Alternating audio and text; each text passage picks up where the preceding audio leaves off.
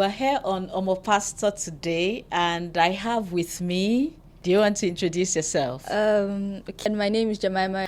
I'm a pastor's daughter since I was born. It has a lot of ups and downs, but God is the giver of grace.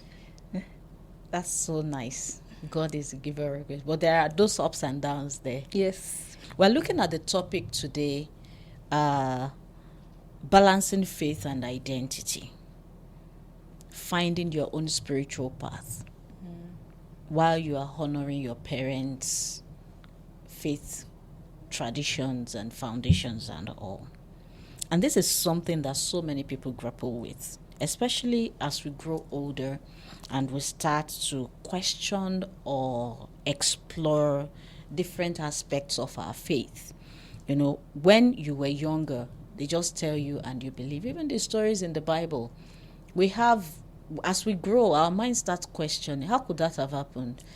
Imagine it in this present world, would that have been really true and all? Joining me today, like we have said, is Jemima. She says she has been a pastor's child all her life since she was born. So she doesn't know any other thing than living in a pastor's house. Today promises to be deep, right? Yes. We are going deep. It's a deep dive into what it means to be a pastor's child. And I'm excited that we're having this discussion. Jemima, the tension between following the spiritual path you feel drawn to and faith tradition of your family. Can you share some insight into why it's such a common struggle?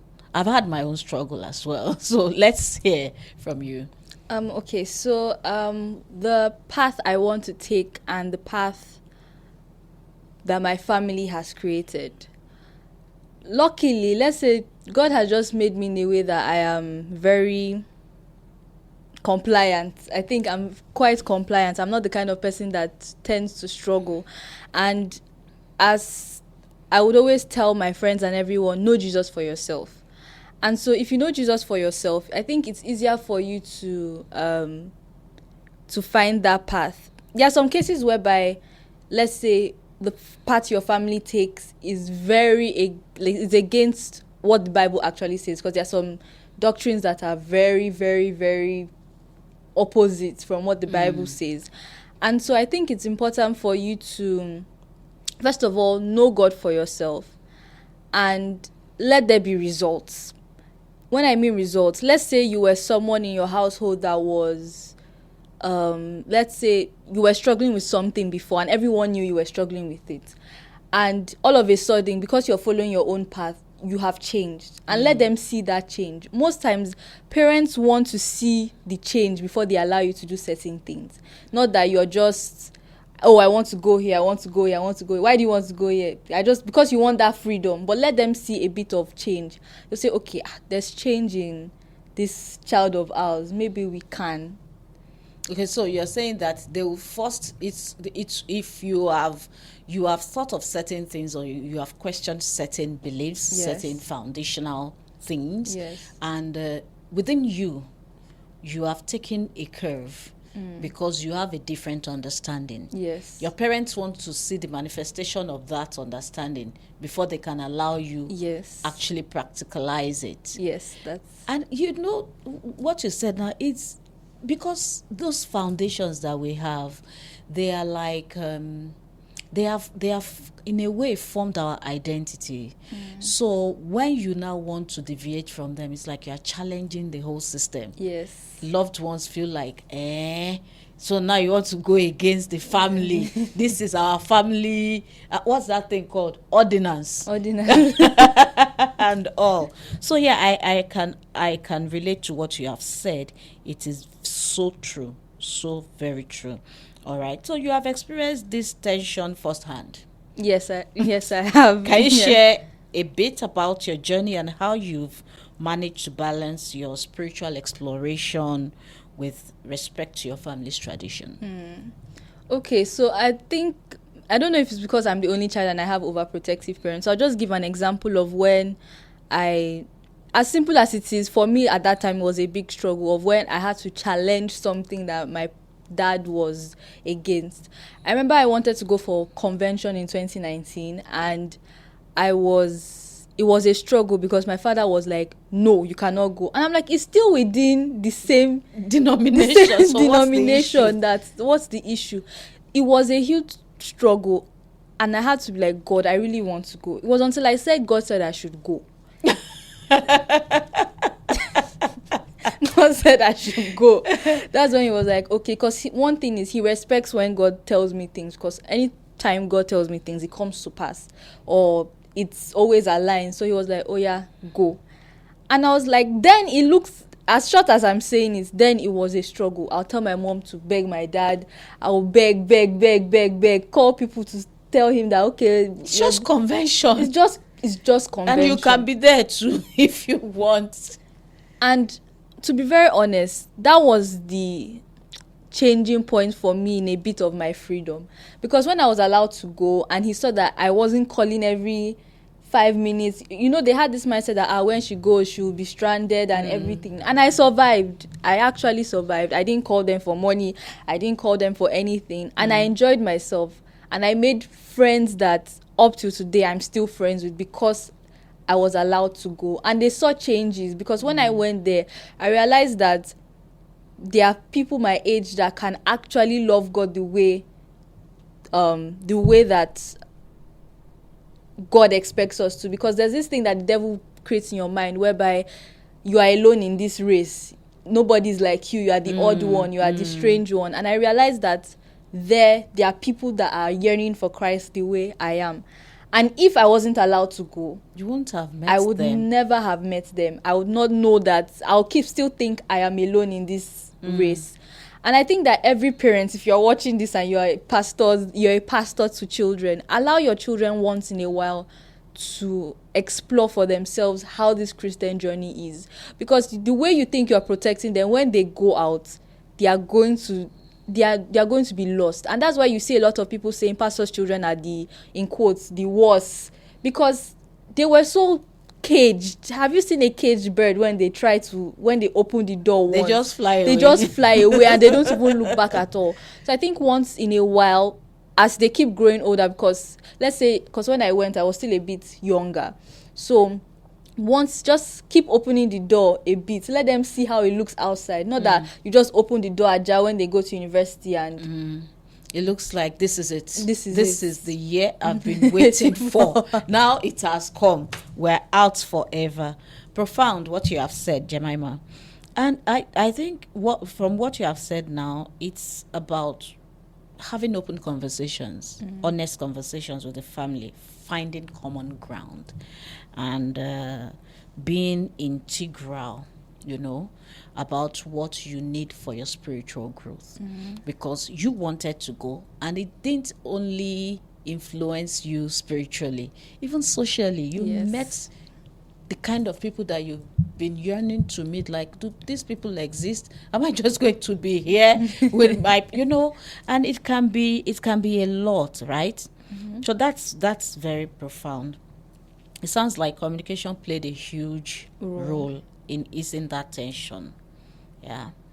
So how did they respond when you came back and you started telling them, the benefits of going? How did they respond to that conversation? My mom was very proud of me. She was like, finally, she's seeing a bit of maturity. And to be very honest, I said earlier that when they see evidence, they tend to ease. My father saw that I was now a bit independent. I could do things, because during the convention, I was carrying bucket of cement in uncompleted things that I would never have done. And he saw that it made me independent. Now I could just stand up and do certain things without them. And they were, okay, this thing has actually matured this girl. And so they were starting to ease up. So going for convention now is even easy. Just tell them, I want to go, and they're like, you can go. So when they saw that I was changing and I was becoming more social, more mature, starting to talk to more people, they eased. So they realized that was lacking. Yes. Yeah. Yes. And they didn't know before. They didn't know. The intention was just don't go. You cannot go out. You must be the indoor girl. And there's nothing bad in not being everywhere, but everybody needs to grow. You must Exactly. live your age. Right? Yes. You must enjoy the different milestones of your life. And life is not meant to be lived within the four walls of the house. You know, there is a lot to gain from other people. That's pretty much what we should consider when we're telling children, stay with us only, stay within your family and all that. We will find a way to coexist with our different beliefs at the end of the day, and they are getting used to it, right? Yes, they are. They are getting used to I'm sure they're no longer wary of questions that might come from you. Yes, they're not. They're just okay. Let's try and understand where she's coming from. That's a beautiful example of finding balance. What advice would you give to someone who is in the early stages of this journey, perhaps feeling conflicted about exploring a belief, a spiritual belief, or how do I put it, just exploring some desires outside the family tradition? They are not in their, they're not wrong. Okay. Yeah, but it's just the family doesn't allow. Okay, so let me give example. There are some people that in their family they don't allow makeup, because I know there are some people that want to learn makeup, and because their parents don't allow makeup, it's a bit of a struggle. I'll give an example. For me, I went to learn makeup, and my father was against it. Was against me learning makeup. Like, why will you go and paint your face? I think that why you go and paint your face. And I think it's very important if you have someone that supports what you do, and my mom was that support system, because I used to always think, imagine I had both strict parents, I think I would have lost my mind. So my mom was just like, go, I'll sort your father out, just go. And I really enjoyed myself. And another thing is, if you learn the makeup and you're making money for yourself, as I said, result matters. Imagine before you ask your dad for money, and now you're like, I don't even need your money again. Oh daddy, I went to do this, and I sorted it out myself. They'll see this girl is actually becoming more mature. So when they see results, this whole thing is just results. When they see the result of what you're doing, even if it's against the tradition of what your family follows, they will ease a bit. They will really ease. So it's not just the wise path is not to, you're not just asking for that freedom to do nothing.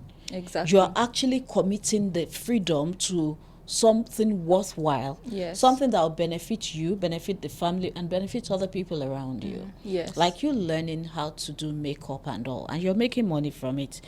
It's imagine if, we have had this discussion before. Yes. On Omo Pastor, and then we were discussing we discussed money matters. I can't remember the exact title now, but what we were saying there, we're saying that don't get so offended in the fact that you are a pastor's child, because sometimes it's not as rosy as it looks on the pulpit. Yes. Right? And a pastor believes that he's settled, he's happy with following his responding to his calling and all. But here is this pastor's child saying, life is going on. When I was a child, you said God will provide money.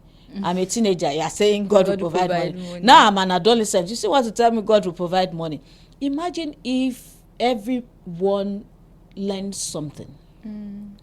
Yes. Everyone has a side hustle, let's use you have a side hustle. In a way, when you finish supporting yourself, you support the family, and sometimes you have supported, they don't even know. Yes. Do you understand? And these are things that help us find balance in being a pastor's child and living our authentic lives. I love what you said. I love the advice that you have given, that just get results. Yes. The end justifies the means. Yes. When nobody will contest results now. Nobody will. Nobody will contest results. So it's about integration rather than separation. Yes. All right. I found ways to incorporate some of my family's tradition into my own practices, which were not, but it's a way to stay connected while also honoring my individual journey. One of the family traditions I picked from my own parents, being a pastor's child myself, is the gratitude. Every Tuesday is the day of Thanksgiving. So even from morning devotion, you don't come to morning devotion on Tuesday and start saying, God give us. Just No, thank God. you just thank God. Throughout you thank God. There's also one Sunday like that. That is just Thanksgiving. So everything you do on those days, you're just thanking God. You're not asking for anything. And I know that when you have an attitude of gratitude, you see life from a different perspective. Yes. And you're able to actually navigate different situations better. So it's a good one. It's about integration. It's not about separation. Okay, I also like to say that we should not be afraid of those tough conversations. How have you been handling tough conversations? I avoid it. I avoid it till today. I avoid it. You don't have them. I do. And my mom has been telling me, have these conversations. I do not want to have these conversations because it is a bit. I have a very strong-headed father. A very, very strong-headed father that's Strong-willed. Anything but strong-willed. And it is very difficult to have this conversation because once you start having it, it's going to get on a defensive side rather than you trying to communicate. And so I just avoid it till now, and it's wrong because you're supposed to take it head on, because you don't want a situation where I finally finished from university and he's still holding on to me in a kind of way. And so my own means of all this is go as fast as I can for NYC. Can you imagine? Somebody is thinking of going to Zamfara State.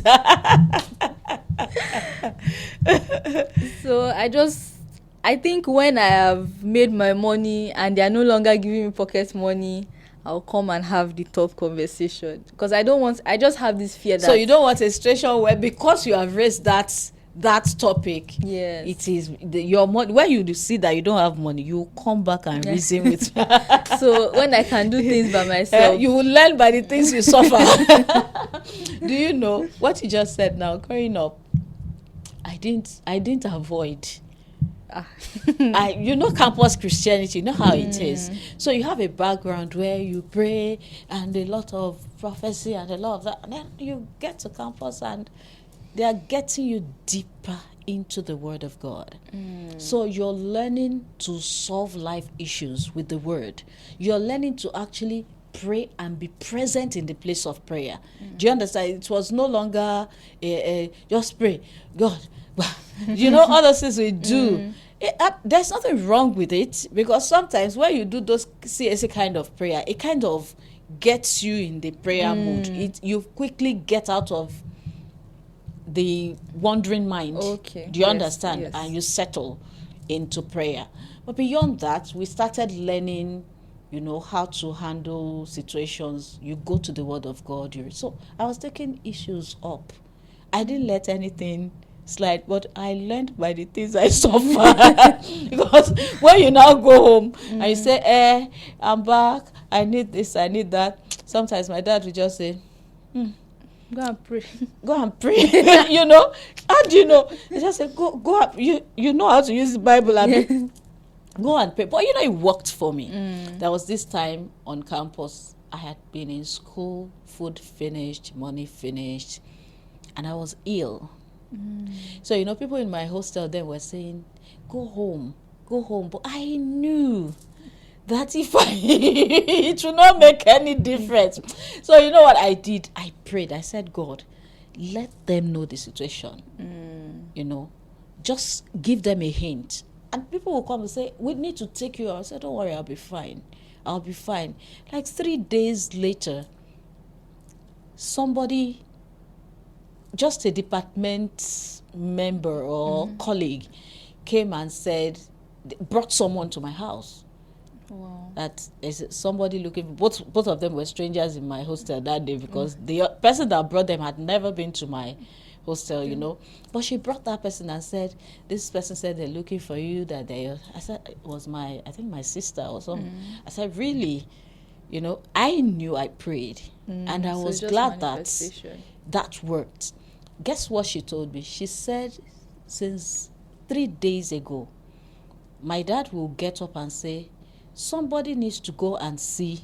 Wow. That she keeps coming to my mind. I think she's in need.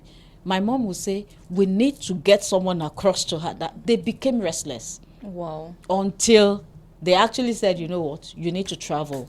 Go to Ogbomosho and give her money, give her food and all. I told her, I said, I've been ill. And people have been asking me to go home, but I said, you know what, I'll pray, because I know when I get home, there will be fights. There will be fight. They will bring to their remembrance the things we did not settle before I left, you know, and all that. So all these things, they create issues in your mind that you feel like, and you avoid it. I don't even know what to say now. Maybe we'll think of something and come and deal with that avoidance later, because it's as if you have pushed all those things to a compartment in your mind that not now. I'm facing life, and when I'm done with life, we'll deal with them. I hope it works for you. I don't have anything to say about it right now, but when we have the opportunity, we should look for a way to have these conversations with our parents. I can tell you, some parents can be just very focused on their own path. Yes. And it looks as if the reason for being your parent is to tell you no, and I stand on it. And you're wondering, can't we have a time to reason together and all? It's been fantastic talking to you today on this topic, Jemima.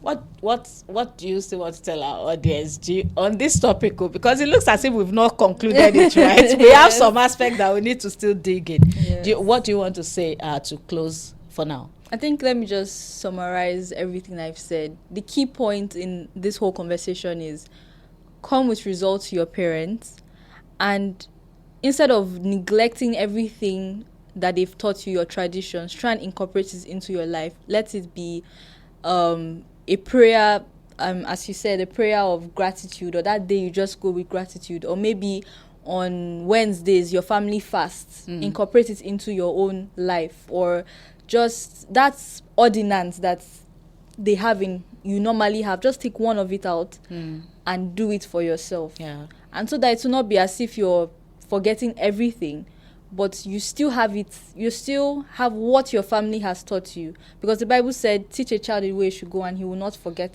He will not forget it." So don't forget everything, but find Jesus for yourself, and always have results to follow you, so that the conversations you have with your parents are way faster and easier to tackle. Because nobody will contest results. On this note, I think we can round off on this topic. Nobody contests results. Have results for yourself.